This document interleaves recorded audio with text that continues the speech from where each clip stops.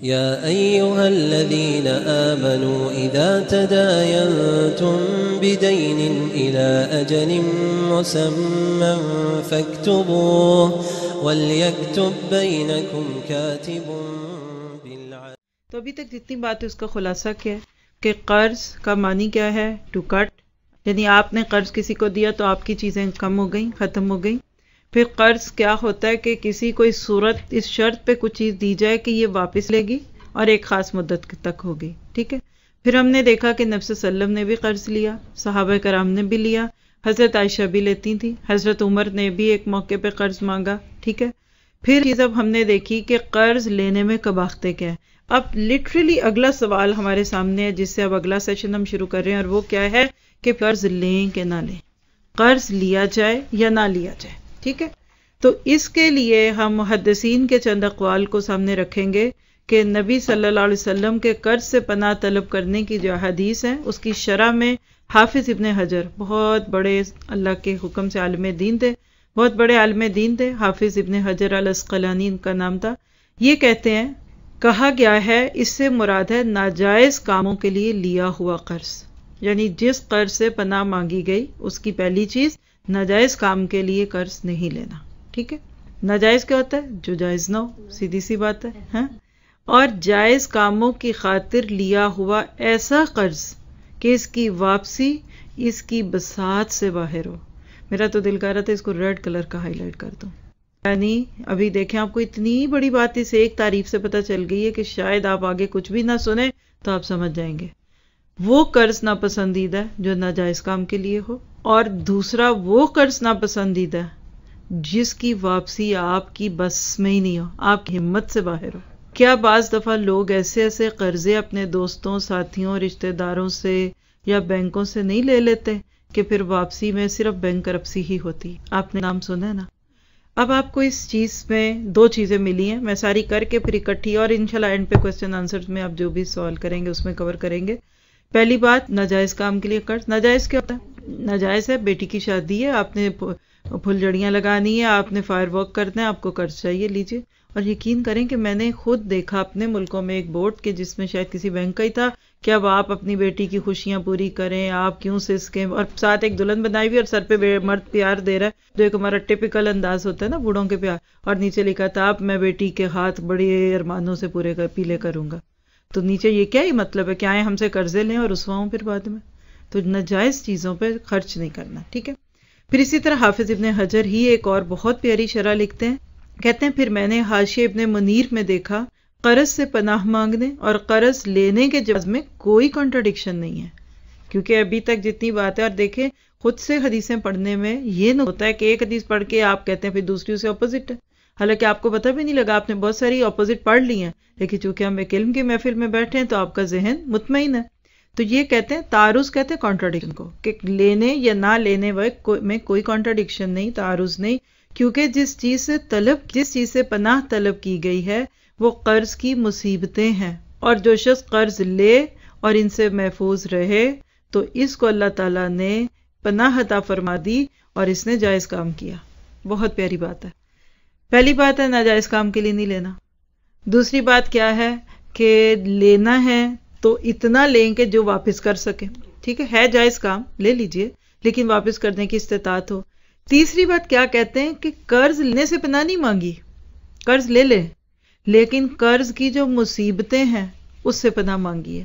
اور چوتھی بات کہ جو قرض لیتا ہے اور پھر اس کو آرام سے واپس کر دیتا ہے تو کوئی حرج نہیں ہے اس کو، بلکہ اللہ نے مدد کی. وہ حضرت عائشہ کی حدیث یاد کرے نا. بات کا خلاصہ کیا نکلا؟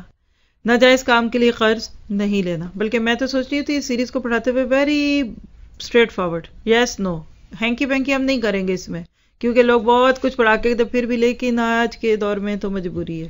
تو قرآن اور حدیث سامنے رکھا ہوتا ہے تو پھر اس میں میرا نہیں خیال کہ ہمیں کوئی تیسری رائے دینے کی ضرورت ہے. یعنی بعد میں آپ میرے پاس اچھا سارا کچھ تو پڑھا، آپ کی کیا رائے ہے؟ تو میرا خیال ہے کہ مجھے آپ کے اس جملے سے بالکل بھی خوشی نہیں ہوگی کہ میری رائے کی کیا حیثیت ہوگی. ٹھیک ہے.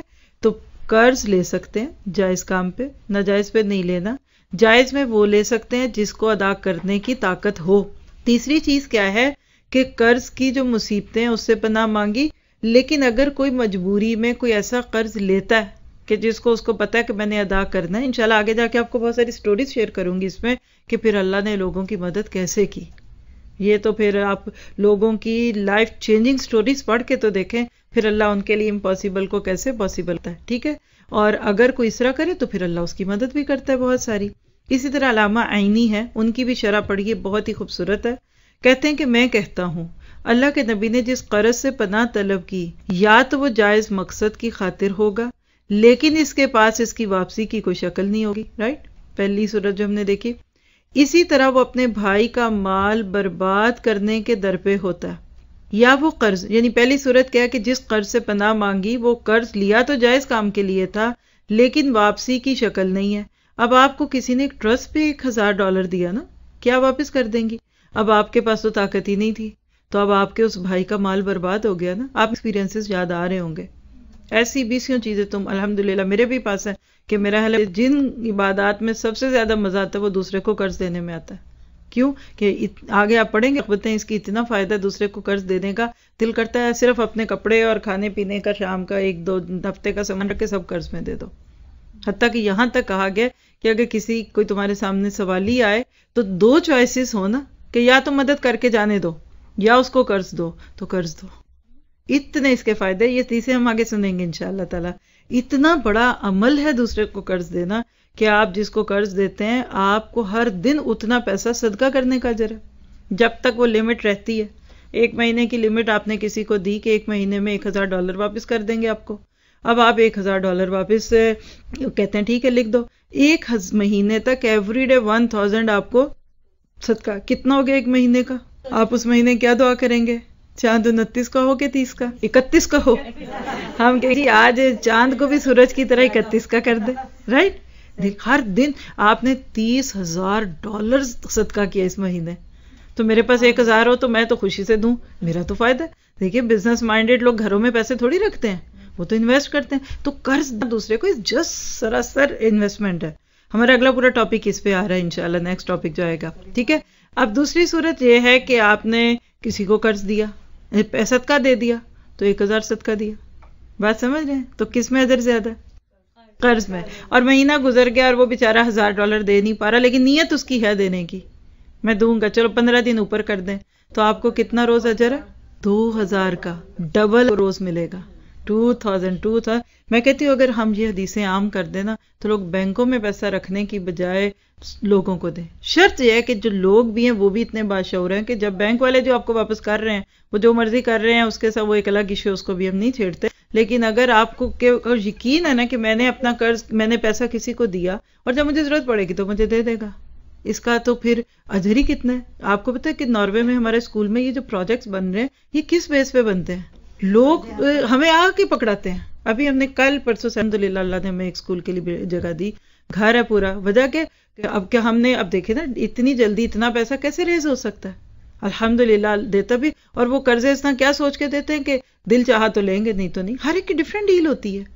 آپ یہاں صرف جتنے لوگ یہاں آج بیٹھے ہیں نا, میں آپ کو پورے یقین سے کہہ سکتی ہوں اگر آپ اور میں اپنی جمع جتھا لے نا تو یہ جو ہر وقت جگہ مسئلے ہم یہاں ایک چھوٹی سی بلڈنگ لے سکتے ہیں.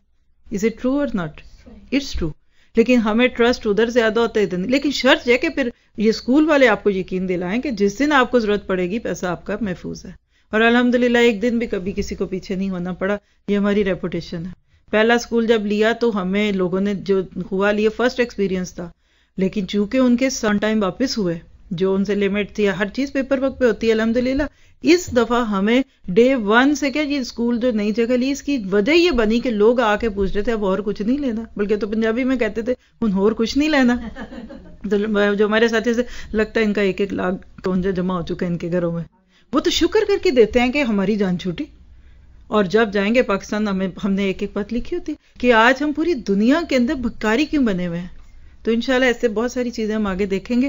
لیکن یاد رکھیے کہ مسلم کے مال کو خرچ کرنا اور نہ کرنا یہ نماز پڑھنے سے بھی زیادہ اہم ہو جاتا ہے بعض اوقات. وجہ کہ آج ہمارے خود مسلمان دوسروں کے ہاتھوں میں یرغمال ہوئے ہیں. دے آر جسٹ لائک آپ کہہ لیجئے کہ ہوسٹ بنے بیٹھے ہیں. کیسے کس طرح ہمارا مال ہے, کھا دوسرے رہے, چیزیں ہماری انجوائے وہ کر رہے ہیں. تو یہ مجھے لگتا ہے اس کورس کے بعد اب اگلا ایک کورس ڈائریکٹ انٹرسٹ پہ بھی کرنا پڑے گا. Interest A to Z. ابھی قرض میں ہی بہت کچھ کھل جائے گا. حالانکہ میں نے پوری کوشش کی اور نیت کی ہے کہ میں اس قرض کے ٹاپک میں بلا وجہ کہیں انٹرسٹ کو نہیں لاؤں گی. انشاءاللہ ہمارا اس سیریز کا آخری ٹاپک آئے گا مجھے شیور ہے، لیکن ابھی صرف قرض پہ ہی فوکس کر کے دیکھیں کہ ہم مسلم اگر ایک دوسرے کے اوپر ٹرسٹ ڈیولپ کریں، سوسائٹیز کو ٹیچ کریں، غریبوں کو یا جنہوں نے پیسے لیے ان کو پتہ ہو دینا ہے. آج ہمارے خاندان کے آدھے مردوں کے بال سفید ہو گئے، گرائی پھنسی ہوئی ہے. گرائی سمجھتے ہیں کیا ہوتی ہے؟ Capital income. جیسے آپ نے 10 لاکھ روپے سے کاروبار شروع کیا، بیچارے کر کے دکانیں بناتے ہیں، کر کے محنت کی بزنس کیا، سال بعد پوچھے بھائی سنائیں کیا حال ہے، کہتے کیا کرے، پیسہ سارا لوگوں کے گھروں میں لوگ دے ہی نہیں رہے، آگے کہاں جائے، ادھار پہ کام. یعنی جن کا بزنس سے تعلق ہے وہ میری یہ باتیں سمجھ رہے ہوں گے. یعنی آج ہمارے ملکوں میں بھی، ادھر تو اور ایشو ہے، اپنے ملکوں میں بھی دیکھیے جہالت کی وجہ سے شریف مرد کا کاروبار نہیں چل رہا. ریڑھی والا گھر میں رات کو زیادہ پیسے لے جاتا ہے کیونکہ اس کی محنت ہے، اور 10 لاکھ لگا کے جو کمائی دکان کھولتا ہے وہ 2 سال میں دکان بھی دے آتا ہے، پیسہ بھی دے کے، اور بیوی کی ڈانٹ کھا کے گھر آ جاتا ہے. اتنا بڑا ظلم ہے کہ میں کہتی ہوں کہ ہمارے اوپر بہت بڑی ذمہ داری ہے. دین والوں کو اللہ نے کل پوچھنا ہے کہ تم نے لوگوں کو یہ ایشوز کیوں نہیں کرے. اور میں کہتی ہوں شکر ہے ہم عورتیں ہیں. اگر میں سوچتی ہوں کہ اگر مردوں کے اندر ہمارا دائرہ کار ہوتا تو میں نماز کے ساتھ یہ طریقے پہلے پڑھاتی. جیسے عورتوں کو ہم گھرداری کی زیادہ باتیں کرتے ہیں نا، بچوں کی تربیت. اگر میرا خیال ہے ہمارے آڈینس مرد ہوتے تو پہلے میں ان کو منی میٹر سکھانا پسند کرتی. جیسے عمر کے دور میں آپ کو پتا کہ کوئی بندہ کاروبار نہیں تھا شروع کر سکتا، کہ بھیجتے اس کو کہتے جاؤ یہ کتاب البیو کہتے ہیں تجارت کو، یہ حدیثوں میں سے یہ پڑھ کے آؤ. ساری حدیثیں پڑھواتے.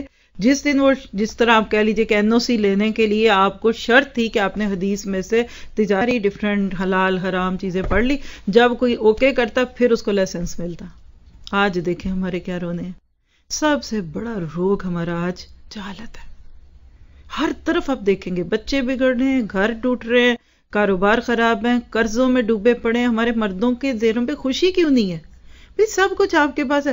پریشان ہو بیگم، کیسے خوش ہوں، اس کا دینا، اس کا لینا، کیسے ہوگا. 6 مہینے چھوڑ دیجئے، 6 سال کا کھانا ہمارے بینک میں پیسوں کی ضرورت میں پڑا ہے، پھر بھی غم یہ کہ اب کیا ہوگا، اگلے دن کیا ہوگا، ہے کہ نہیں.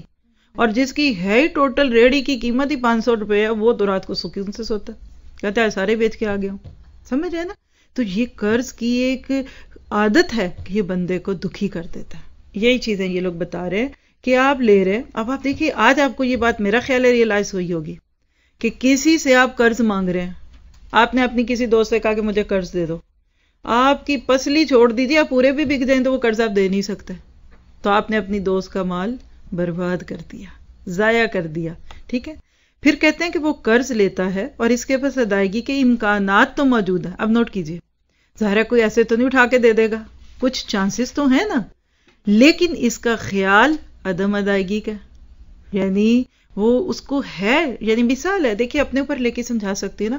اللہ نہ کرے کبھی یہ زبان اس بات پہ بولے، لیکن میں آپ سے کہوں کہ آپ مجھے $50,000 قرض دے دیں تو میں آپ کو واپس کر دوں گی، تو کیا آپ کا برین نہیں ہے؟ آپ کو مجھ سے پوچھنا پڑے گا نا آپ کہاں سے دیں گی، کہیں پوچھیں گے نا مجھے. تو پھر میں آپ سے کہوں گی کہ وہ آپ کو پتہ ہے میری پاکستان میں پراپرٹی ہے، بس میرا وہ گھر بک جائے گا تو پھر میں آپ کو دے دوں گی. تو یہ ہے امکان. امکان کس کو کہتے ہیں انگلش میں؟ پاسبلٹیز، چانسز تو ہیں، لیکن اس کا خیال عدم ادائیگی کا ہے. یعنی میں کیا کہتی ہوں، لے تو لو پھر دیکھیں گے، بعد میں کہہ دوں گی بکا نہیں، بعد میں، اور چلو چھوڑو نا، تمہارا کیا ہے پہ میں بھی دوں. اور اکثر خاندانوں میں، بہن بھائیوں میں، رشتہ داروں میں ایسے لین دین ہوتے ہیں، بعد میں دل کھٹے ہو جاتے ہیں. ٹھیک ہے. تو دینے کا ارادہ کوئی نہیں ہے، چانسز موجود ہے، یا وہ اپنے بھائی کے مال کی ہرس کرتے ہوئے بلا ضرورت اس سے قرض لیتا ہے. یہ بھی بڑی اہم بات ہے. آپ کا کوئی رشتہ دار ہے، بہت آپ کے خیال میں اس کے پاس بہت کچھ ہے، اب آپ کہتے ہیں کہ جی دیکھو نا ان کے پاس اتنا، ذرا کھینچتے ہیں ان سے ہم بھی، لاؤ بھی ذرا دیجیے، ذرا آپ دیجیے، آپ باہر رہتے ہیں اتنے سال سے، آپ کتنا پیسے ذرا دیں. مال کی ہرس ہے. اچھا لے لیا، ضرورت کوئی نہیں، تو ضرورتیں بڑی بڑی اپنے قد سے بھی لمبی کر دی. میں کسی کی بات سن رہی تھی، مجھے بڑا مزہ آیا. کہہ رہے تھے کہ جب کوئی قرض لینے آتا ہے نا ہمارے ملکوں میں تو بلی چوہا بن جاتا ہے، ایسی مسکین شکل بناتا ہے کہ لوگ کہتے ہیں دے دو دے دو.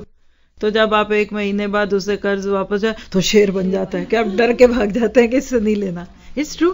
اب میرا آپ کا یہاں پریکٹیکل ایسا کوئی واسطہ نہیں، لیکن آپ ذرا اپنے کسی کاروباری بھائی، شوہر، باپ، کسی سے بھی پوچھے، وہ آپ کو 100 قصے سنا دے گا. آپ گھر کرائے پہ دیں، آپ کرایہ نہیں مانگ سکتے، آپ ان کو خالی نہیں کرا سکتے. وہ کہتے جب ہوگا ملے گا دیں. بھی 4 سال سے آپ کو ملا ہی نہیں، نہیں کوئی نہیں ملا جی جائیں. اب آپ کہتے بھائی کوئی قانون، وہ کہتے چھوڑے یہ فلاں بندے ہیں، ان کے سامنے ہم نے کہا کرنا، چپ بیٹھے رہو. یہ حالات ہیں اب کے ہمارے ملکوں کے. ادھر تو پولیس کا ڈر نہ ہو تو ہم یہاں بھی بہت کچھ کر چکے ہوتے ابھی تک، رائٹ. تو اتقوا اللہ، اللہ کا ڈر بہت بڑی بات ہے.